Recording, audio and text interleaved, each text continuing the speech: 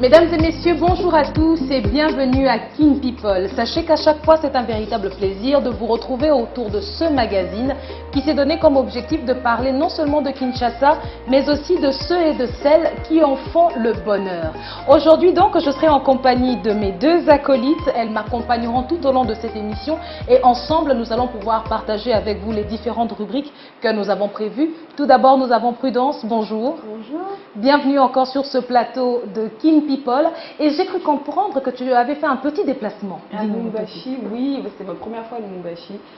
Ça va, j'ai bien aimé, mais j'ai préféré Kinshasa.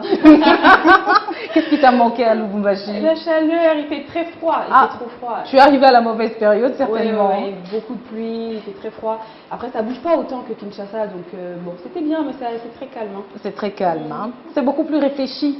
Et vous comprendrez que donc ce n'est pas une petite fille très sage. On passe donc à notre deuxième intervenante qui est avec nous aujourd'hui. Il s'agit donc de Karine Moutaali. Bonjour. Bonjour à toi Christelle, bonjour Prudence. Et merci de nous rejoindre sur ce plateau de Kin People. Et je te repose la même question. Est-ce que tu as déjà été à Lubumbashi? Tout d'abord, je suis ravie d'être avec vous les dames. Vous êtes superbes. On te retourne le compliment. Oui. Lubumbashi, oui, je suis allée il y a, je crois, 4 ou 5 ans. Alors, dis-moi, à Lubumbashi, t'as pas pécho quelqu'un? Je suis mariée sans bague. Donc non, en même temps, hein, ça se fait maintenant comme ça. Hein. Ah oui, t'es mariée sans bague? Oui, oui, j'attends la bague. Non, c'est en cours. Je suis mariée dans le cœur. Ah bah, téléchargement. Elle va mettre sa bague dans le cœur. Ça sera le prochain buzz de Kin People qui se marie sur ce plateau. Et à Lubumbashi, bon, c'est vrai qu'il y a de beaux mecs, hein, Karine?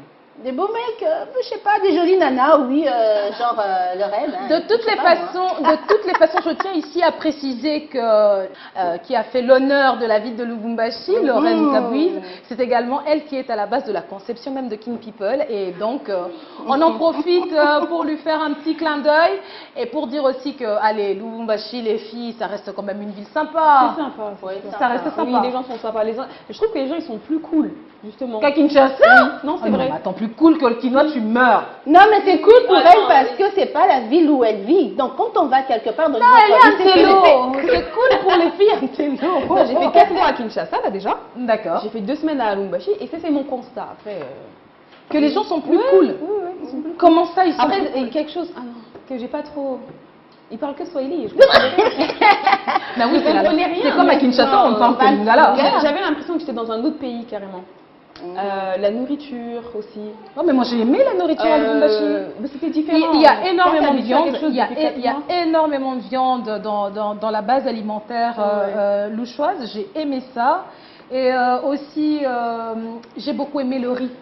Ils ont un riz qui a très bon goût. Est-ce que tu as goûté leur chikwang? Non. ça ressemble à quoi?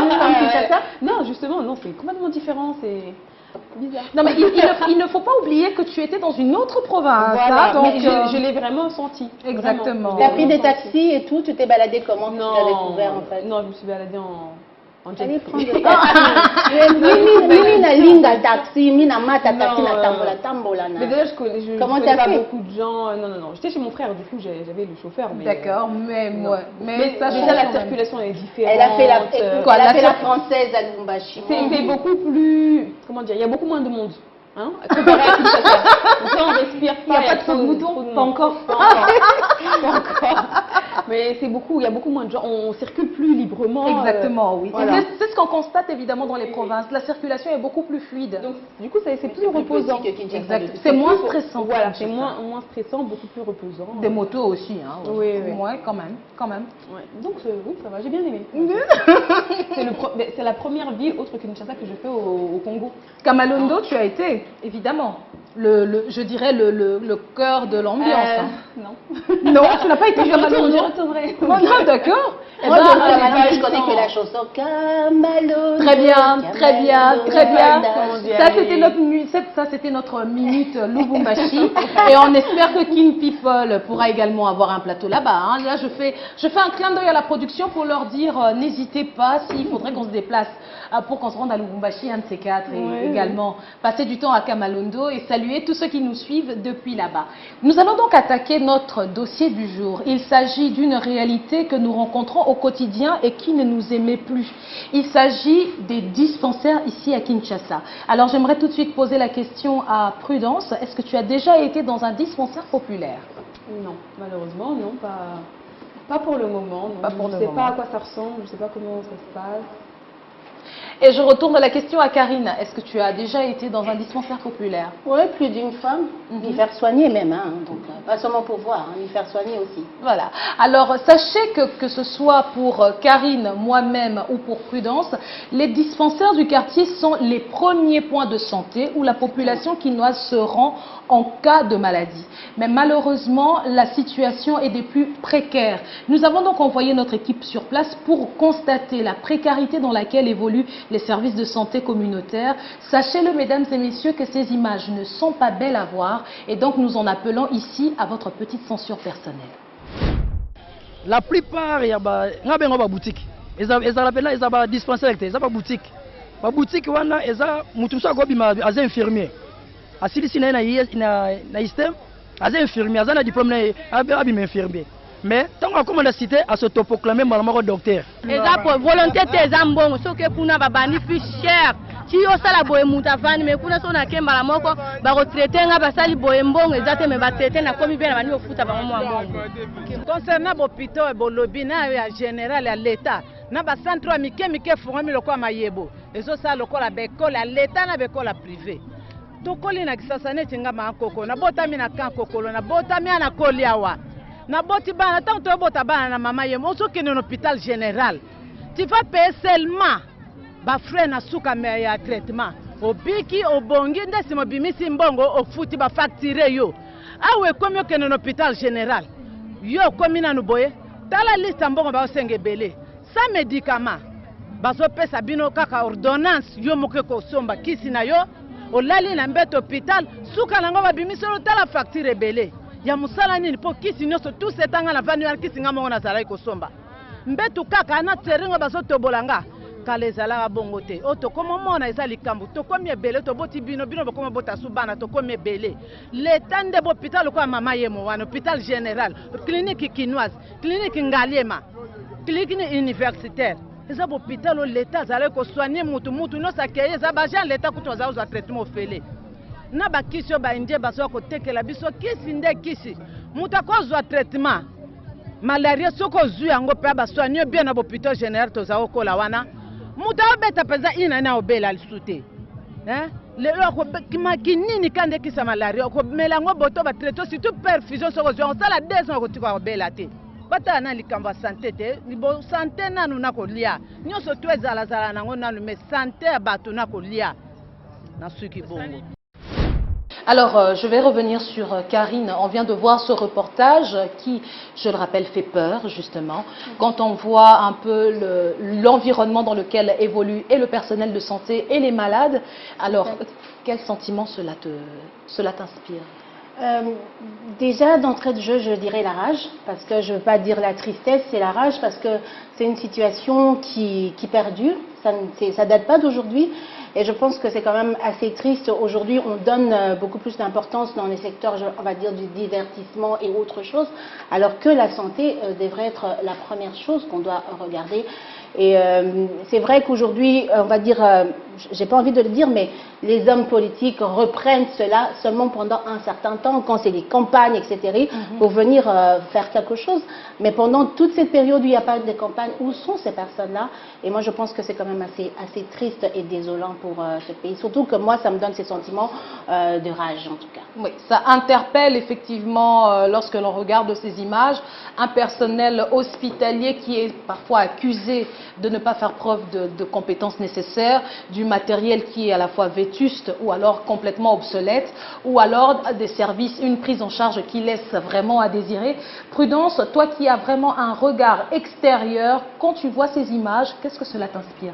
Du coup, ça m'attriste énormément, ça me choque aussi qu'en 2021, il y a encore des endroits qui sont peu équipés comme cela. Ça me fait penser aussi à un reportage, je ne sais pas si vous avez suivi sur Instagram, un reportage du footballeur Olivier Kemen qui s'est rendu au Cameroun et qui a aussi filmé justement ces dispensaires. C'est même pas des dispensaires, c'était des hôpitaux. Et ici je fais un petit rappel pour dire que ça se passe à Kinshasa, les images que nous venons de voir. On n'est pas dans l'arrière-pays, on est dans la capitale de la République démocratique du Congo. Et du coup, le footballeur est parti au Cameroun, d'où il est originaire, et il a aussi filmé les hôpitaux, et on voyait des femmes qui étaient retenues en fait parce qu'elles ne pouvaient pas régler les frais d'hospitalisation. Donc il a créé une cagnotte qu'il a mis en place, et il a pu récolter des fonds pour pouvoir libérer une dizaine, une quinzaine de femmes qui venaient d'accoucher, qui étaient retenues. Du coup, ça me fait penser à ça, et je vois que c'est pas qu'à Kinshasa, ça va beaucoup plus loin que c'est une maladie quoi. Qui touche le continent. Oui, Voilà. oui, donc après, je sais, bon, la solution qu'il avait trouvée, c'était de mettre en place une cagnotte, mais je pense que voilà, il y a plusieurs, il faudrait explorer les différentes solutions qui s'ouvrent à nous pour pouvoir régler ce problème. Parce que... Oui, différentes solutions, notamment l'appel également aux autorités compétentes, mais ne pas seulement s'arrêter là. Et dans Kin People, il va également être question dans les prochains numéros de vous présenter aussi des entrepreneurs qui justement essayent de faire reculer les marges de la pauvreté et de la précarité dans les milieux sanitaires, et surtout que je le rappelle que nous sommes dans un contexte de crise sanitaire mondiale, et comme vous le savez, nous en sommes déjà à la deuxième phase, deuxième vague de la Covid-19, et donc ces centres de santé devraient également être suffisamment équipés, notamment pour faire respecter ne serait-ce que les gestes barrières, parce que comme on l'a vu, cela laisse énormément à désirer, Karine. Très bien, mais ce que je voulais dire quand même, c'est ce qui est, on va dire, ironique dans tout ça.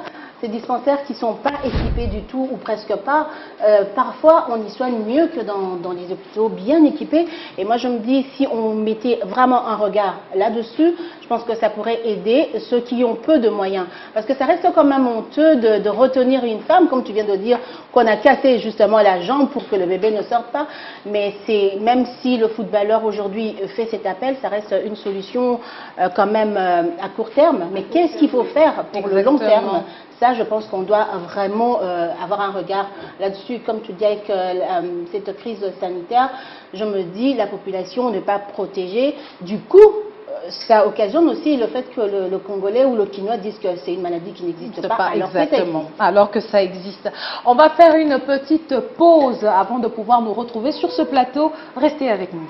Explosif, explosif 1,5 GB au lieu de 1 GB, valide 24 heures au prix de $1 seulement. Wow! Africell est toujours le premier à vous proposer un large choix de ses forfaits originaux et excellents qui s'adaptent à vos besoins. 1,5 GB à $1. Profitez dès maintenant des avantages exceptionnels et du meilleur de l'internet grâce au forfait explosif d'Africell. Obtenez 1,5 GB au lieu de 1 GB, valide 24 heures à $1 seulement. Waouh! C'est explosif! Composez sans plus tarder étoile 1030 dièse pour activer le forfait explosif d'Africell. Africell, le réseau du peuple, votre réseau. Et nous sommes de retour sur ce plateau de Kin People. Et donc, on va passer donc à notre rubrique, c'est-à-dire les buzz du net. Je dirais même que c'est la rubrique des potins de ce qui se passe sur Internet. Et ça va coïncider avec l'invité ici, qui est directement extrait de ce monde. Dis-nous-en un peu plus, Karine. Alors, c'est une dame, c'est vrai qu'elle est congolaise. Elle est née à Kisangani, par contre, elle est née à Kisangani, elle est entrepreneur, on va le dire. J'aime pas mettre... J'aime trop les Voilà, je veux pas mettre la différence, elle est femme entrepreneur. Non, elle est entrepreneur, point barre. Elle fait plutôt dans l'agroalimentaire. Et c'est une femme qui aime la cuisine. Elle a pourtant fait autre chose. Elle a fait des relations publiques, elle a fait on dit quoi, du relations publiques, c'est ça? Oui. Ressources humaines et autres. Humaines, oui. Mais la cuisine l'a rattrapée. Pour savoir qui c'est, je crois qu'elle doit venir sur ce plateau et nous dire exactement qui Et elle je est. vais compléter cette petite présentation pour dire qu'il y a de cela quelques semaines, elle avait créé le buzz sur Internet. Une véritable bombe qui l'a propulsée justement dans l'avant-scène de tous les réseaux sociaux. Twitter, Instagram, Facebook, WhatsApp. Elle a participé, je dirais même, dans la promotion indirecte de ses produits. Vous allez savoir de qui il est question tout à l'heure, une fois que nous l'aurons installée. C'est elle qui est notre invitée du jour. Yes! Oh, boni makele bweko, ozomona moi makasi ote, obandi liboma. Na gagné, Nzambe, na gagné, naza gagnant. Imaginez que na poussé le coutu de gagner 5 millions de francs congolais mikolonionso. À partir de l'eau, benganga les gagnants. O gagné nini, les gagnants payent à nini. Il y a 5 millions de francs congolais. 5 millions. Mais oui! Wapiango. Yangoyo. O sendenge nini. Na Africell na 50 unités, il faut que tu mingi mingi pour matcha ba chance na yo. Na 50 unités, vous avez la chance moko, na 100 unités, vous avez la chance ni baleti. Pesanga isimi ya Africell, pesanga ipe 50 unités. OK. Wapi sima Africell. Comme il boba netinga? Nga pe frana zala le gagné Africell, na gagné, na fêté.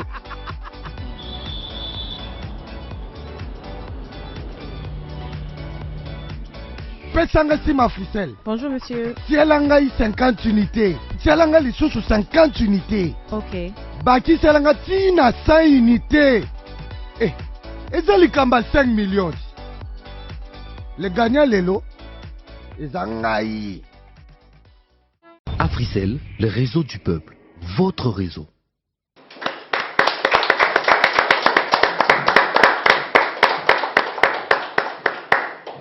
Alors, Madame Maloukissa. Comment vous sentez-vous aujourd'hui? Bien. Bien. Bien. J'ai pas dormi depuis plusieurs jours, mais ça va. Ah bon? J'ai un bébé en bas âge. Il a à peine un mois. Oh, félicitations, mais justement. Donc je ne dors pas. Ok. Ah ben, le stress pour la de devenir maman, mais ce n'est pas votre premier Ouais. enfant. Non, non, c'est le troisième. C'est le troisième. Ouais. C'est un bonhomme? Un petit bonhomme. Ah, Après je 2 comprends. jeunes filles. Je comprends pourquoi vous dormez pas. C'est ça les hommes, ils vous laissent pas tranquille. Voilà. C'est les hommes. Faut pas tweeter ça. Faut pas tweeter ça. Alors, Karine, je te laisse donc à notre invité qui est avec nous aujourd'hui. Il sera question que vous puissiez quand même nous préciser dans votre parcours, puisqu'il faut rappeler que la plupart des téléspectateurs ont découvert Sylvie dans le cadre d'une publication qui n'est pas passée inaperçue. Beaucoup de choses ont été dites que même moi je savais pas. Exactement. Beaucoup de choses ont été dites. C'est ici l'occasion de restructurer les choses. Exactement. Qui est Sylvie Maloukissa? Eh bien, sachez-le, on l'a dit tout à l'heure, c'est une femme entrepreneur née à Kisangani qui a parcouru. Née à Kinshasa, mais qui a passé beaucoup de temps, toute mon enfance à Kinshasa. Voilà, C'est déjà la première boulette. On y va. C'est pour ça qu'on fait justement ce portrait avec elle-même sur le plateau. Donc, partie à Kisangani, pas née à Kisangani, Sylvie Maloukissa donc, a étudié à Kisangani jusqu'à l'âge de 16 ans. Voilà. De 16 ans, et de Kisangani est venue à Kinshasa étudier. C'est ici à Kinshasa qu'elle a justement obtenu son diplôme d'État. Exact. Elle a fait quoi? J'ai fait biologie, biologie-chimie. Biologie-chimie. Et ensuite, vous êtes allé à l'université de À l'université, Kinshasa. à l'Unikim. Ah, la colline inspirée. La colline inspirée, Inspirée, oui. où j'ai fait biologie moléculaire. C'était comment dans ces années-là? Super, l'université c'est magnifique. On a le droit de porter un jean serré, taille basse et avoir une pierre dans le nombril. Maintenant, je peux plus. On apprend des choses là. Donc Rien voilà, que non, dans c'était un nombril. très bon moment. J'ai passé un très bon moment. Moi, j'aimerais plus revenir légèrement en arrière pour parler de Kisangani, puisque dans votre parcours, on signale que vous aimez la cuisine. Et Exactement. justement, le fait d'aimer, parce que je sais qu'à Kisangani, la ville de Kisangani est réputée, je dirais la culture, hein, même de Boyoma, la culture boyomaise, est réputée justement pour avoir un art culinaire très élevé. Est-ce que c'est pas de là-bas qu'est venue justement alimente tous ces goûts et toutes ces saveurs? Alors déjà, il faut savoir que ma vie est il y a beaucoup de contradictions. Hein. Je suis un mélange de contradictions. À Kisangani, c'est connu pour les femmes qui viennent de Kisangani savent cuisiner, sauf qu'à Kisangani, tout le monde sait que je ne sais pas cuisiner. J'ai jamais cuisiné à Kisangani. J'étais connue pour être une jeune fille plutôt intellectuelle, plutôt accro aux livres et à l'école. Mais vraiment, on disait de moi la femme à ne pas épouser parce qu'elle ne fait pas la cuisine, elle ne nettoie pas la maison, elle ne sait même pas faire la lessive, elle ne s'occupe pas des bébés, elle ne touche pas les bébés, je ne touche pas les bébés et voilà. Donc, au fait, la passion pour la cuisine est venue bien après. Et quand je l'ai découverte, c'était le boom, je ne me quitte plus ma cuisine. Ok. Justement, elle a plutôt vagué dans plusieurs postes, relations publiques, mais ce qu'on ne sait pas, ressources humaines. Merci beaucoup, ressources humaines plutôt, mais ce qu'on ne sait pas, vous avez commencé très bas avant d'arriver quand même à ce niveau-là. Oui, j'ai commencé très très bas pour un salaire de $70 par mois, c'était magnifique. Ma mère m'a dit, je te paye un argent de poche quand même un peu mieux que ça, il y a moyen de travailler plutôt à la maison. J'ai dit non, je préfère travailler là-bas pour avoir mon argent. Et oui, j'étais marionnettiste. Figurez-vous que j'étais marionnettiste. Certaines personnes reconnaissent cette voix. Oh bonjour, je suis Bobo le petit bonobo. Eh bien, c'était moi. C'est passé sur Antenne A plusieurs moments, mais la version sur Antenne A quand même, ce n'était pas moi après, parce que moi je suis plutôt sur la version qui passait au Canada. Mais comment vous avez trouvé ce poste? Oh, ça c'est une histoire trop longue, je ne sais pas comment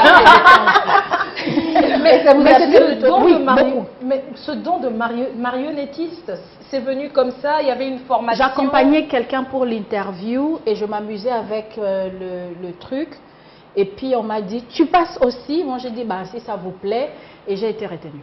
D'accord. Je n'étais pas prévue pour l'interview. Waouh. Et combien de temps vous avez fait ça? J'ai fait ça 1 an environ, 1 an et demi. Donc 1 an, un salaire à $70.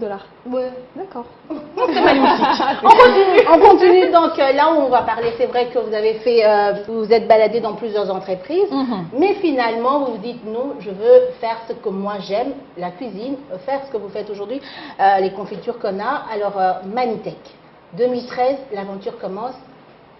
Comment? L'histoire commence vraiment dans mon adolescence. C'est la période où on est une jeune fille et tout, on commence à se rendre compte qu'on est quand même un peu jolie, on a des rondeurs. Et qui n'ont pas disparu avec le temps. Et ce jour-là, on me dit on va manger du poulet. Et ben le poulet il se balade là-bas, tu dois l'attraper. Et donc je cours pour attraper le poulet et tu as les garçons qui commencent à te draguer un peu, qui commencent à rire. Et c'est là où j'étais en rage. Un truc que je faisais toujours depuis que j'étais petite, mais ce jour-là, ça m'a mis en rage. Mais pourquoi je dois courir après ma nourriture comme mes ancêtres, alors que lorsqu'on achète la nourriture importée, ça vient bien emballé dans un supermarché, on est bien habillé. Et ça m'a énervée. Et donc, quand je commence à poser des questions autour de moi, les réponses que je reçois, c'est non, tu sais, nous, on est des Noirs, on ne crée pas d'entreprise, nous sommes des employés par excellence. Moi, j'ai dit non, je refuse. Moi, non, je refuse. Je sais pas. Et puis après, on dit non parce que les gens avec la tête que tu as là ne peuvent pas être des boss. Moi, je dis parce que la tête là, elle a quoi? Et puis après, on te dit que de toutes les façons, où est-ce que tu vas trouver l'argent? Parce que lorsque tu veux travailler, tu dois trouver l'argent. Et lorsqu'on vient d'une famille plutôt pas riche, mes parents sont fonctionnaires, ma mère est professeure d'université, une femme vraiment merveilleuse. Et on n'est pas riche. Et on te dit, tu trouves l'argent où pour entreprendre? Vraiment dans ta famille là, toute la famille, tu as vu quelqu'un entreprendre? Il n'y a pas, il y a une raison pour ça. Moi je dis, peut-être que ce n'est pas la bonne raison. Peut-être qu'il faut que quelqu'un commence l'histoire. Oui. Et puis après, il y a eu une prédication de mon pasteur où il disait que effectivement, si dans votre famille vous souffrez tellement, c'est peut-être parce que la première génération qui doit souffrir, c'est toi. Et puis moi j'ai dit, tiens, amen, ce sera moi. Ok, alléluia, ce sera moi. Voilà, je me lance. Et puis voilà. Et donc, lorsque tu mets tout ça ensemble, ça a fait qu'un jour, je me suis dit, ah oui, un élément très important. Ma mère est une scientifique aussi. Et elle a fait des recherches pendant toute sa vie sur le manioc. Et d'ailleurs, Manitech Technologies, c'est le nom le nom de Manitech, c'est Manioc Technologie. Okay. C'est le nom du laboratoire. C'est le nom que maman a donné à son laboratoire où on étudie toutes les technologies autour du manioc. D'accord. Okay. Voilà. Et notamment donc, le fait de l'enrichir. Et tout ça, toutes les transformations. On a parlé du chikwang tout à l'heure, comment élever le niveau de notre chikwang, la rendre industrielle, ce genre de choses. Et maman, elle a travaillé sur ça. Moi, je suis née, j'ai grandi dans un laboratoire. Et donc, pour honorer maman et pour que son histoire reste, j'ai pris le nom pour donner à l'entreprise. Comme ça, dans les années à venir, dans 50 ans, dans 100 ans, dans 200 ans, l'entreprise, elle sera toujours là. Et mes arrière petits-enfants diront toujours, ça c'est l'histoire de notre arrière-grand-mère. Donc voilà un peu Manitech, c'est l'histoire d'une famille, l'histoire d'une vie et d'une révolte intérieure. Okay. Donc voilà. Mais alors pourquoi s'être lancé essentiellement dans de la confiture? Parce que c'est ce que nous avons ici devant nous, de magnifiques pots de confiture, mais aussi de la moimbe, c'est-à-dire de la pâte d'arachide. Les confitures n'étaient pas dans le plan depuis le début. Les confitures n'ont jamais été dans mon plan de vie, je le dis tout de suite, jamais. Ça a toujours été du manioc? Le manioc et la pâte d'arachide, parce que le manioc et la pâte d'arachide ont été étudiés scientifiquement. Le manioc, ma mère évidemment, et moi j'ai contribué sur un chapitre de sa thèse. C'est une longue histoire. maman a beaucoup énormément influencé. Évidemment, j'ai vécu avec elle toute ma vie. Je sais que je me marie. Et puis, et la pâte d'arachide aussi est le fruit d'un travail scientifique, de beaucoup de recherches, de pas moi seulement, mais d'une équipe aussi. D'ailleurs, on continue à travailler sur les recherches sur le manioc et la pâte d'arachide. Maintenant, là que je vous parle, il y a toute une équipe autour de maman qui continue à travailler et améliorer notre formule. Mais votre mère, elle faisait ça toute seule, c'est ça? Non, elle a une équipe, elle est professeure, elle a toute une équipe. D'accord. Il y a des étudiants, des chefs de travaux, il y a d'autres professeurs qui ont fait leur thèse sur le manioc sous sa coupe, mais tout ça pris ensemble, c'est ça les études sur le manioc. Wow, ok. Ouais. Et donc voilà. C'est une véritable bibliothèque. Voilà, c'est une vraie bibliothèque. Et donc les confitures, c'est un hasard, c'est une copine qui vient prendre le petit déjeuner chez moi. J'ai pas acheté plus de 3 pots de confiture dans ma vie. Et j'ai toujours fait mes confitures depuis l'âge de 8-9 ans. Et donc cette copine, elle mange, elle dit « Waouh, c'est tellement bon, si tu les vends, j'achète ». Et j'ai commencé, elle n'a jamais acheté. Marie, si tu m'entends, j'ai dit à tout le monde que tu n'as jamais acheté, il faut acheter les confitures maintenant. C'est pas si avec de Mais ça me fait penser au film sur Netflix, Self-Made, la femme qui a commencé à faire ses produits de capillaires. Elles vont dire marché, personne n'a acheté. Aujourd'hui, il y a beaucoup de gens qui m'ont fait le parallélisme. Je n'ai pas vu le film, mais il y a beaucoup de gens qui m'ont dit la première femme millionnaire afro-américaine. Amen, ma soeur. Et ça me fait millionnaire congolaise. Amen, ma soeur. Elle vendait au marché, personne n'a acheté. Et après, elle est devenue la plus riche d'Amérique. Voilà un peu, vous avez fait le tour de mon histoire. Alors, Manitech, vous l'avez créé toute seule ou bien avec quelqu'un? Manitech, je l'ai créé toute seule, mais j'ai eu beaucoup d'aide de mon mari. Hein. Il a été derrière moi et là vraiment que Dieu bénisse les hommes qui soutiennent les femmes. Cher Marie, on vous salue. Entrepreneurs, vraiment. Cher Marie, on vous cherche même. Vous êtes sur quel mari comme ça là? Vous êtes sur où? Faut sortir, mes amis. Faut sortir. Dieu, faut sortir. Donc voilà, cet homme a fait mes livraisons pendant que j'étais dans les conférences ou en train de faire ma production. Je me souviens à une activité d'un célèbre bagne ici à Kinshasa, et où il y avait, c'était à une soirée, je dirais une soirée de gala, où justement on avait vu sur les vidéos Madame Sylvie en compagnie de son mari qui fait également la confiture. On l'avait vu touiller littéralement des casseroles entières de confiture. Surtout au début, nous n'avions pas assez d'argent pour payer du personnel, alors il venait préparer aussi lorsqu'on avait besoin. J'avais besoin de quelqu'un pour m'aider, une main supplémentaire. Il n'a jamais hésité à être là. Il nous a trouvé beaucoup de clients quand même aussi, hein, les distributeurs surtout. C'est un gros problème. Oui, parce qu'aujourd'hui, vous distribuez dans les je lui dois pratiquement le 3/4 des distributeurs. C'est lui qui a, comment on dit, scellé close de deal avec eux. C'est très difficile de trouver des distributeurs à Kinshasa. Et en général, le potentiel est là. Oui. En général, en RDC, l'entrepreneuriat est très difficile. Chaque jour, on se réveille et il n'y a que des problèmes. Il n'y a que des problèmes. sincèrement, je pense qu'on est dans un pays qui ne peut pas se permettre de mettre des cales aux entrepreneurs. Lorsque vous regardez un entrepreneur, la première chose que vous devez faire, c'est comment je peux l'aider, ne fût-ce que à faire le prochain pas. Même si je ne vais pas l'aider, comment est-ce que je peux, ne fût-ce que enlever le caillou qui est sur sa route. Je ne vais pas porter le poids, juste enlever une pierre sur sa route pour lui permettre de faire le prochain pas. Je parle au nom de tous les entrepreneurs. C'est extrêmement difficile, ça tombe de partout, tout le temps. Vous citez une chose et je vous dis c'est quoi le problème, pourquoi c'est un énorme dos d'âne. Vous me dites les employés, je vous dirai pourquoi c'est un problème. Vous me dites la fiscalité, je vous dis c'est quoi le cauchemar. Vous me dites électricité et eau. Là même je peux partir parce qu'on va tweeter encore. Je crois qu'on va y arriver. Ça a été quoi la plus grosse difficulté dans votre parcours d'entrepreneur? C'est une blague cette question. Mais vous savez qu'on la pose tout le temps. Mais oui, c'est incontournable. On la pose toujours. Que des difficultés. Je sais pas, c'est comme si on dit c'est qui la plus jolie fille sur terre, on ne la trouvera jamais. Mais est-ce qu'il y en a une qui vous a marqué ou le manque d'emballage. Ah d'accord. Le manque d'emballage. C'est le le facteur limitant pour notre secteur. Le facteur limitant, c'est le manque d'emballage. En plus, j'allais vous demander, mais est-ce que votre emballage il est vraiment bien fait? Il est magnifique. On a il est très résistant. C'est le fruit de. Tu peux le prendre dans tes mains, tu sais. Non, tout à l'heure on l'a. C'est pas chaud. Tu l'as fait tomber, ça ne casse pas. Non, c'est de la bonne qualité. Oui, mais c'est le prix de beaucoup de sacrifices. Le prix de beaucoup de sacrifices, beaucoup de recherche. Ça fait longtemps que je n'ai pas acheté une paire de chaussures. Ou les chaussures que je porte, c'est ma tante qui me les a achetées parce qu'elle en avait marre de me voir en babouche. Et je ne rigole pas, c'est sérieux. C'est tantine Henriette, on peut même vérifier. Ça aussi, c'est des choses à tweeter.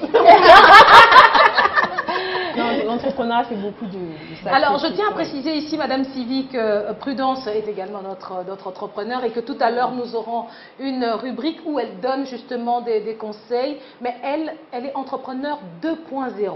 C'est-à-dire que son business, elle se déplace avec à la vitesse de l'Internet.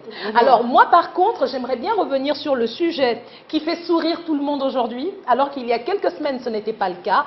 Et c'était justement par rapport à ce tweet, je dirais ce tweet incendiaire. Mais c'est vrai qu'aujourd'hui, on dirait que en même temps. Oui, en fait, moi, je me dis tout simplement que ça vous a fait un coup de pub de malade. Il y a de cela encore quelques semaines, Manitech, Sivi, Malukisa, ces trois noms étaient pratiquement inexistants sur les réseaux sociaux. Mais depuis un moment, que ce soit dans les conversations et autres, on se rend compte que cela rebondit de plus en plus. En tant qu'entrepreneur, je vais tout de suite droit au but pour dire que ça vous fait de la publicité. Comment vous accueillez justement cet événement? Le regard fait peur. Hein? Le regard fait peur. Pendant que tu parlais, ça fait peur. Hein? Je sais que c'est quand même un regard triste. Hein? C'est triste ce qui est arrivé. Et je le dis vraiment avec peine dans le cœur, que le côté triste, ce n'est pas la pub. Personne n'aime pas la pub, tout le monde aime la pub. J'aurais donné tout pour qu'on fasse, qu'on me fasse cette pub-là. J'aurais tout donné pour qu'on me fasse cette pub-là. Soit dit en passant, son tweet a généré plus de 1000 partages, plus de 1000 réactions. Mais ça prouve aussi que quand c'est négatif, on partage. C'est là ma tristesse. Exactement. C'est là ma tristesse. Voilà. Et c'est vraiment ça ma tristesse. Je voudrais dire que ce qui est arrivé est malheureux. Okay? Je voudrais ici dire à tout le monde que j'ai expérimenté en live. La violence engendre la violence. En subissant une violence, je suis une maman avec un bébé d'à peine 15 jours dans les bras. J'ai encore les hormones de grossesse qui bouillonnent en moi. On a passé une journée très difficile. On est dans un embouteillage impossible et là, on se fait attaquer. Simplement parce que mon mari n'est pas congolais. On n'avait pas demandé ça. Et j'ai des petites filles qui posent des questions et je leur dis tout le temps qu'elles sont congolaises, que bientôt, peut-être qu'on va finalement arriver à 2 passeports et donc enfin elles seront congolaises comme moi, elles auront le passeport congolais. Et puis vous avez toutes ces personnes qui leur disent « rentrez chez vous ». Bozonga panabino. Et mes filles qui me regardent, mais tu avais dit qu'on était congolaises. Pourquoi eux, ils nous chassent? Je ne sais pas expliquer, je suis en rage, je baisse ma vitre, je veux réagir, mon mari m'attrape et dit si tu réagis, ils vont brûler la voiture avec nous dedans. Je remonte et donc ma colère, elle monte et puis malheureusement, je voulais juste attirer l'attention des gens sur ce danger sur la route qu'une petite étincelle et votre voiture est partie. Une petite étincelle et une vie est arrachée. Ok? On doit faire attention, on doit structurer les choses. Ok? Je ne voulais pas faire mal à quelqu'un, je ne voulais vraiment pas. Je voulais juste tirer l'attention sur ce problème, malheureusement. Lorsqu'on est en rage, on dit des choses qu'on regrette après. Les mots dépassent la pensée. Voilà. Ouais. Ce tweet a fait 10 minutes sur ma page, je le dis, 10 minutes sur ma page. La première chose que j'ai fait, je l'ai retiré quand je me suis rendu compte que c'était quand même un peu dur. Et une amie m'a dit, Sylvie, là tu es un peu dur. Donc j'ai enlevé le tweet 10 minutes après. Mais lorsque j'ai parlé entrepreneuriat, lorsque je parle des dangers, des problèmes sur les emballages, lorsque je motive tout le monde à investir dans les emballages, ou du moins à se mettre ensemble pour acheter ensemble de manière à ce que ça nous coûte moins cher, on ne partage pas mes publications. J'ai à peine 3 partages, j'ai 2 likes et un commentaire, c'est génial. C'est tout ce que j'ai. Mais le jour où je fais juste un « j'en ai marre », c'est là que le monde entier... Mais une chose qui me réjouit, c'est que j'ai compris que nous avons une très grosse force de frappe sur les réseaux sociaux. Ça serait génial si on peut, à partir de maintenant, utiliser la même force pour commencer à propulser les professionnels. Exactement, tout à fait. J'aimerais parler de certaines de mes amies qui sont dans la restauration, qui sont dans la fabrication des jus, qui sont dans les confitures comme moi. J'aimerais qu'on parle de... Moi, sur ma page, vous allez trouver, il y a mes confitures et il y a les confitures des autres. Hein. Parce que vous avez une association déjà? Oui, j'ai créé une association avec des producteurs comme on a du yaourt frais local avec du bon fromage frais de Goma. On a du on a tellement de choses dont on doit parler. On a tellement plus important que ça. On a des employés qui ont besoin des compétences. Nous devons motiver, nous devons faire de la pression pour que nos institutions éducationnelles commencent à former des personnes capables de travailler dans une entreprise industrielle. Des gens capables de fabriquer des machines, de les réparer. Nous devons avoir des personnes qui sont des bons comptables, des bons fiscalistes, etc., etc. Nous avons besoin de plombiers. Parfois des métiers tellement simples que tu te demandes comment ça se fait que je ne les trouve pas. Ça, ce sont des sujets importants. Tweetons comme on veut, tweetons sur ces sujets. C'est tellement important. C'est ça qui va nous faire sortir, nous tous, de la misère dans laquelle on est. On a un pays tellement riche. Et il a juste besoin que nous puissions tweeter suffisamment pour faire connaître le bon côté de la RDC. Je tiens à préciser qu'aujourd'hui, Manitech a vous avez maintenant près de 9 saveurs de confiture. On en avait 17, j'ai supprimé certaines, on en a 14. 14 saveurs, donc c'est encore moi qui suis en retard. Et donc, je précise que tous ces fruits sont made in Congo et même la confiture de fraises. Même la confiture de fraises est locale. J'ai jamais vu de fraises depuis que je suis arrivée. Oh, elles sont magnifiques. Elles sont magnifiques. Mais vous bénissez Dieu quand vous goûtez, vous bénissez Dieu pour le magnifique pays que nous avons. Nous avons des fraises à l'est du pays, vers Goma, Bukavu. Il y a de bonnes fraises dans le Katanga et en Banzango. Elle était à Lubumbashi. Je n'ai jamais vu. Il y en a. Donc, vous faites venir à Kinshasa? Oui. Parce que déjà ici, quand il faut acheter des fraises, c'est pas non, ça coûte un bras. Non, oui, ça coûte un bras. Le bras et la moitié de la jambe. Ah, d'accord. Ça coûte cher la fraise. Mais les confitures sont complètement locales, même la fraise. Pourquoi j'insiste sur le fait que vous avez aujourd'hui 14 saveurs? C'est pour dire qu'effectivement, c'est déjà autant de coopératives qui produisent des fruits et donc qui bénéficient à large échelle de revenus qui sont stables. Parce que vu que les confitures se consomment, et donc vous devenez un de leurs partenaires. Et donc là, nous sommes tout de suite dans de l'agribusiness pratiquement. On est carrément dans l'agribusiness et je suis surtout fière de la manière que nous achetons les arachides et l'ananas. Parce que les ananas, nous achetons directement chez les fermiers. Nous travaillons aujourd'hui directement avec 7 fermiers différents, qui sont connus d'ailleurs à Kinshasa, parce que c'est eux qui nous remplissent. Et ce sont des personnes capables d'emmener des très grands et des très beaux ananas. Il y a vraiment un potentiel. Je suis en train de chercher désespérément des gens qui font les mangues. Vous savez que, par exemple, on m'a parlé de ça aussi. Vous savez que cette année, le Sénégal va produire 70 milliards. C'est ça, 70 millions 70 millions non, 70 milliards, non, 70 millions de tonnes. Les chiffres commencent à danser dans ma tête tellement ils m'ont fait peur de mangue. Ok? C'est 70 000 millions, quelque chose comme ça, de tonnes de mangue. Notre pays est plus grand que ça. Ouais. Notre terre est mieux que ça. Eux, ils sont pratiquement au Sahel, une partie de leur pays est en désert. Chez nous, il n'y a pas un seul désert. Ok? On a une cuvette centrale où il est possible de pouvoir récolter toute l'année. En fait, pendant que le nord récolte, le sud moissonne. Pendant que le sud récolte, le nord est en train d'ensemencer. Et la cuvette centrale peut moissonner et s'aimer toute l'année. Et la machine tourne, on ne s'arrête pas. Voilà. Imaginez la quantité de confiture de mangue qu'on va faire. Donc voilà, c'est... voilà le beau côté de la RDC et c'est ce beau côté-là que moi j'ai envie que nous puissions commencer à vendre. C'est quoi le produit que vous vendez le plus? C'est la quel fruit? L'ananas. L'ananas, c'est le tout-terrain, c'est celui que tout le monde aime. Exactement. C'est le chouchou de tout le monde.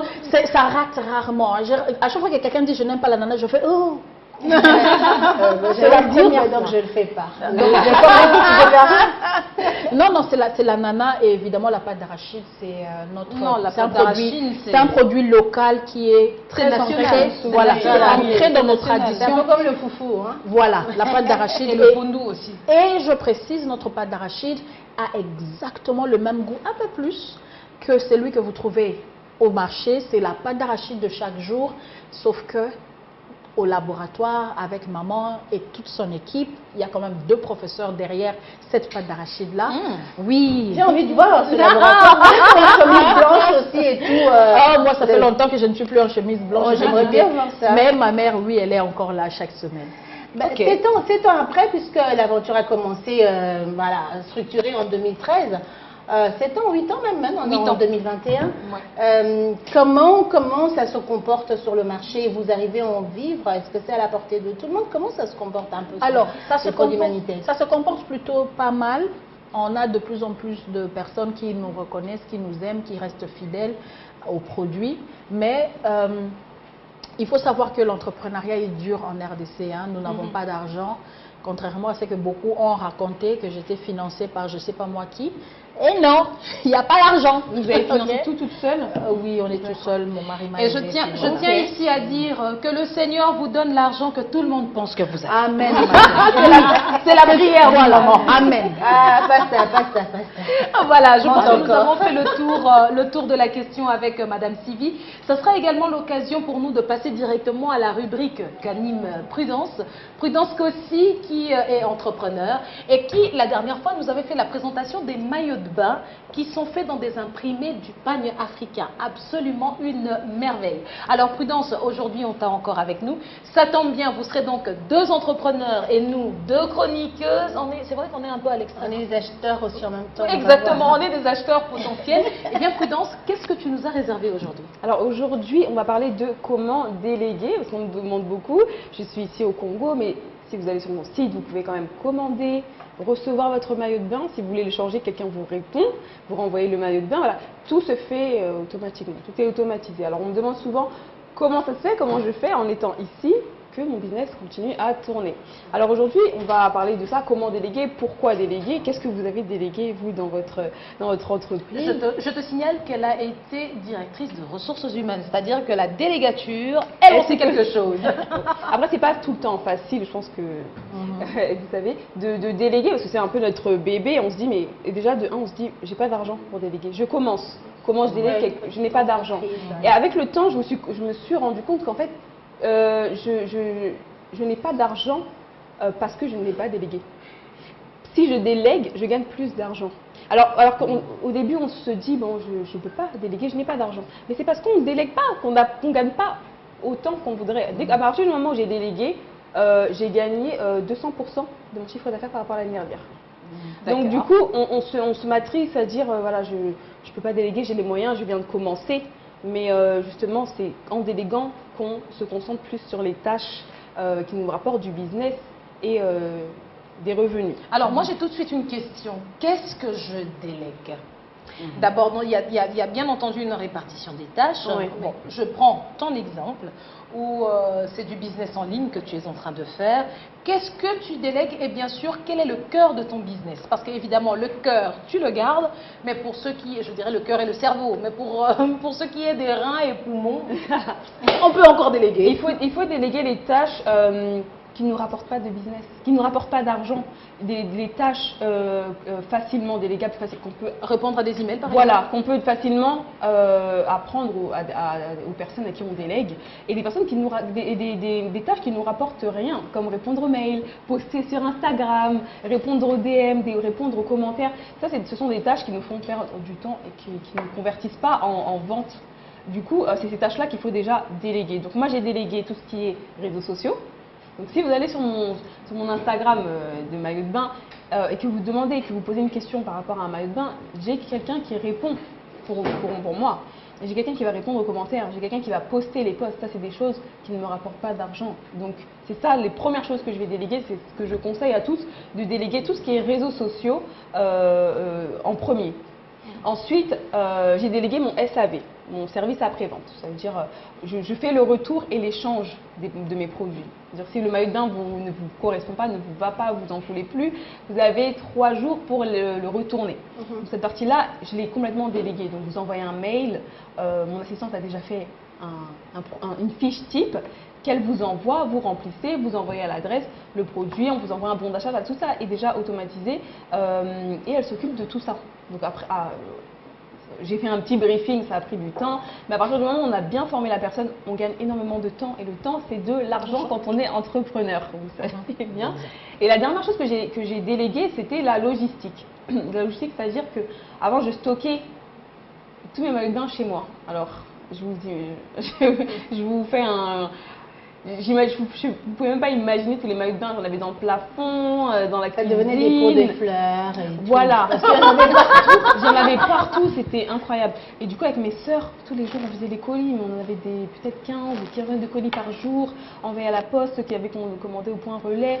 C'était horrible. Donc tout ça, j'ai délégué aussi, et c'est une chose qui ne me rapporte pas aussi de business et qu'il faut tout de suite déléguer. Tout ce qui est stockage, envoi des colis, parce que moi je fais du commerce, j'envoie des colis, tout ce qui est échange, réception de marchandises, tout ça j'ai délégué, je ne reçois plus de marchandises chez moi. Avant je recevais tout chez moi, donc je recevais des cartons que je devais trier, que je devais compter, d'où je devais vérifier la qualité. Voilà, tout ça, ça a été aussi délégué. Donc ça c'est une des choses qu'il faut absolument déléguer, même quand on commence. Ok. J'aurais dû le faire plus tôt. Je me suis dit, mais j'ai raté 3 ans là. Mais quand tu délègues le stockage et tout ça, il n'y a pas un souci de confiance quelque part. Tu le donnes à une entreprise, tu le donnes à quelqu'un parce que tu n'as pas envie aussi de dépenser plus que tu ne gagnes puisque tu es au début. Après, je pense qu'il y a des tâches qu'on délègue à partir d'un certain moment. Tout ce qui est réseaux sociaux, je pense qu'on peut déléguer dès le départ. Tout ce qui est logistique, c'est un coût. C'est un gros coup. Donc ça, j'ai pris 3 ans avant de le déléguer. J'aurais pu le déléguer 1 ou 2 ans après, j'aurais dû. Mais c'est vrai que c'est un coût, donc forcément, il va falloir avoir un nombre de colis, de commandes minimum. Il y a beaucoup d'entreprises qui ne prennent pas les jeunes entreprises parce qu'il n'y a pas d'un rendement assez conséquent. Voilà. Du coup, cette partie-là, c'est vrai qu'on peut un peu attendre pour avant de la déléguer. Mais il y a des choses qu'il faut absolument commencer à déléguer tout de suite. Et moi, je reviens un peu sur le stockage. En fait, tu as juste... là, je ne vois pas là où tu délègues, mais tu délocalises littéralement. J'externalise la logistique. D'accord. Voilà. Donc, tu externalises. Voilà. Mais ça peut créer des coûts supplémentaires. Complètement. Oui. Mais alors, comment tu fais pour gérer ça? En fait, c'est le temps. Le temps que je dégage, le temps que je prenais pour faire les colis, je l'investis dans la recherche de clients. Donc forcément, je gagne plus de clients parce que j'ai plus de temps pour les chercher, ces clients, parce que j'ai externalisé.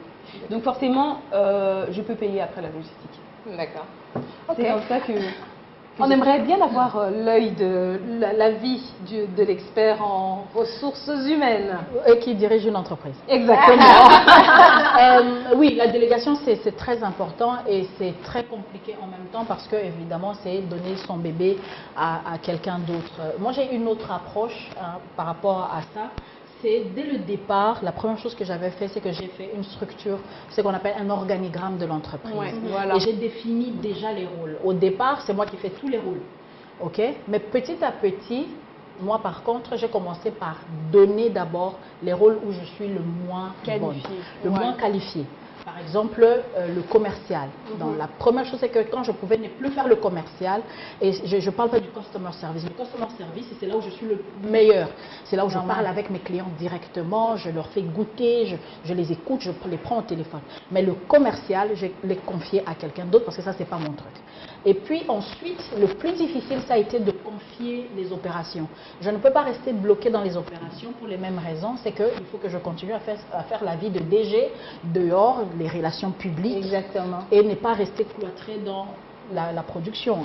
Mais là, ça a été très difficile. Ma mère a dû préparer pour moi une formation bien calibrée pendant 1 année et demie environ avec une femme qui travaille merveilleusement aujourd'hui. Je suis très très contente de maman et d'elle et donc facilement elle a pris le bébé. Au bout d'1 mois, facilement j'ai quitté le laboratoire, la fabrique, la paix au cœur. Et donc voilà, et c'est cette approche que j'ai.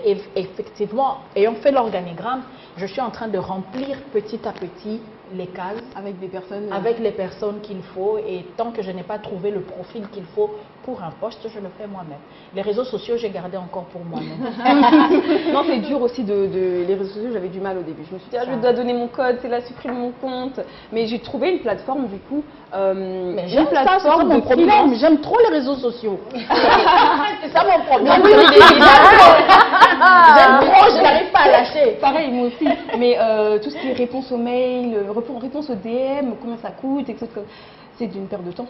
Du coup, c'est des choses-là qu'il faut... Non, ça m'amuse, moi. J'aime bien parler aux gens. C'est ça mon problème, je suis accro aux gens. Ah oui. Moi, je suis accro aux gens. Mais moi, j'ai fait du e-commerce parce que justement... je les vois pas, les gens, du coup. Il y a quelqu'un qui est censé s'occuper de ça pour nous, mais j'ai tendance... Exactement. J'ai tendance à répondre moi-même. Voilà. Oh, mais c'est absolument magnifique. C'est pour ça qu'on fait le business par rapport à la personne qu'on est, c'est-à-dire par rapport à ce qu'on aime faire. Moi, le contact physique avec les gens, c'est ce que j'aime le moins. Voilà pourquoi je me cache derrière mon ordinateur. Et Madame Sylvie fait de l'agro-business parce qu'elle aime bien parler aux gens directement. Donc voilà, c'est pour ça que la première émission, je parlais de faire un business qui nous correspond à notre personnalité. Tout à fait. Voilà. Est-ce que c'est, parce que c'est 2 secteurs en tout cas assez différents, on va dire, c'est les vêtements et puis c'est l'alimentaire. Est-ce que ça fonctionne de la même manière? Est-ce qu'on le gère de la même manière? Non, je ne crois pas. Les basics du business, ce sont les mêmes principes. Un business doit exister pour générer de l'argent. Donc voilà, ça c'est la base. Ça c'est la base, on connaît. On doit dépenser pour gagner un peu plus et puis on calcule combien on a fait. Ça, c'est le béaba. Maintenant, après, il y a beaucoup de choses qui sont différentes. Nous travaillons la nourriture. On doit s'occuper de la santé des gens. On doit vérifier, on doit tenir compte de leur goût, de la culture culinaire. Par contre, dans les métiers du digital, ça c'est autre chose. Hein. C'est beaucoup plus sur... Et puis elle, c'est des maillots de bain. Voilà. Donc c'est plus dans un cadre de diversité. On suit la tendance. On suit la tendance. Les confitures, ce sont des confitures. Il n'y a pas de tendance. Confiture de fraises du matin au soir. Il n'y a pas de tendance. Il n'y a pas de tendance dedans. Te poser une question. Les triquinis, tu les as déjà? Oui. Ah bon? Les triquinis, je suis perdue quelque part. Les triquinis, en fait, tu as le bikini et maintenant tu as les triquinis. C'est quoi? Ça se met au niveau de nombril? Non, les triquinis. Je demande chance. Non, on n'a pas encore commencé à faire des triquinis. Je fais que des 1 pièce et des 2 pièces. Vraiment, depuis j'attends, c'est quoi là? C'est pour les grosses, c'est pour les melons, c'est pour le bras, j'ai envie de savoir. Non. Trikini, c'est plus un t-shirt avec le pantalon, la culotte, ça s'appelle un trikini. Ah, c'est pour les vieilles parce qu'elle est c'est comme un t-shirt qu'on peut mettre dans la piscine. Bref, c'est le truc pour les vieux, quoi. J'en fais pas pour l'instant. Voilà, pas pour le moment. Très bien, mais en tout cas, je suis déjà demandeuse de trikini parce que je sais que c'est... Moi aussi, c'est pour pécho. On doit vraiment s'adapter à la tendance. Mesdames, merci infiniment d'avoir été des nôtres, Madame Sylvie Maloukissa. C'était un véritable plaisir. Un plaisir d'autant plus partagé puisque nous aurons, chacune d'entre nous va repartir avec un de ces magnifiques pots. Une façon pour nous de dire que nous boycottons le boycott. Voilà. Mesdames et messieurs, n'hésitez donc pas à rajouter une touche de saveur tout à fait authentique en vous fournissant de ces magnifiques, que dis-je, de ces délicieuses confitures qui sont faites essentiellement avec des fruits congolais. Tout est congolais. Il y a même cette petite touche d'originalité avec une feuille de raclette. Oui, et il y a notre cœur, notre coup de cœur. Ce sont les femmes maraîchères. Exactement. Elles nous nourrissent et elles nous accompagnent sur chaque pot de manitec. Il y a une femme maraîchère. On les aime du fond du cœur. Voilà, une véritable dédicace à toutes ces femmes qui travaillent la terre, mais aussi une dédicace pour vos papilles chaque matin. Kin People s'arrête ici pour aujourd'hui. C'était un plaisir que de partager avec vous ce moment. Un moment qui, nous l'espérons, sera également agréable pour nous de nous retrouver sur les réseaux sociaux. N'hésitez pas à poser des questions, à lancer le débat. Le débat reste ouvert. Et bien entendu, nous serons là pour vous accompagner sur nos différentes plateformes, que ce soit Instagram, Facebook ou Twitter. Surtout Twitter. N'hésitez surtout pas. Sur YouTube pour les disponible, Européens. Exactement. Et aussi les louchoirs où nous avons été dernièrement.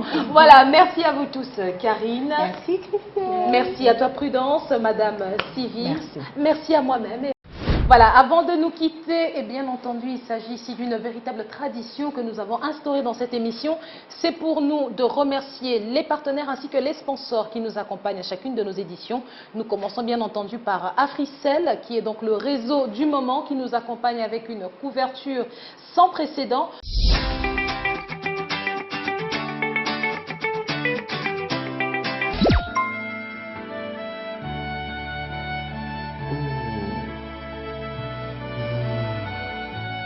Yaya, bono tsigali boy.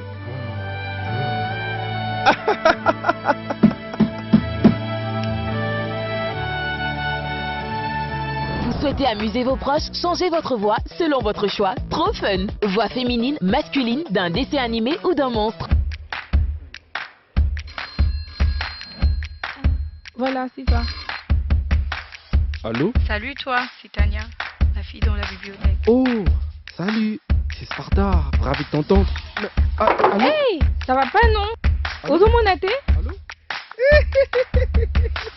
Pour activer le service Magic Voice, envoyez un SMS au 1080 avec le numéro 1 pour l'activation journalière à 10 unités, 2 pour l'activation hebdomadaire à 50 unités et 3 pour l'activation mensuelle à 100 unités. Tapez étoile 1080 dièse ou appelez le 1080 suivi du numéro de téléphone de votre ami en commençant par le 9. Africell, le réseau du peuple, votre réseau. Nos remerciements vont également à Univers Groupe Télévision qui nous a accueillis à nouveau pour ce nouveau numéro. Et bien entendu, on ne saurait se taire pour adresser nos remerciements à UFM, Univers FM évidemment, qui nous accompagne aussi en la personne de Karine Moutaali. Merci d'être avec nous encore. Et évidemment, nous vous recommandons de passer voir RH Mode. C'est la boutique située au premier mall qui nous a tout habillés ici, toutes les présentatrices. Et évidemment, nous remercierons jamais assez parfois qui nous a fourni tous les accessoires pour nous mettre en valeur et qui nous a permis ainsi de pouvoir rayonner. Et on va terminer en vous recommandant de goûter ces magnifiques confitures que vous pourrez retrouver dans toutes les surfaces marchandes, notamment les supermarchés. N'hésitez surtout pas. Voilà, on se retrouve très prochainement dans Kin People avec plus de news, pourquoi pas plus de buzz. Espérons qu'il va s'en produire d'ici là. Portez-vous bien et à bientôt. Maman, elle est venue.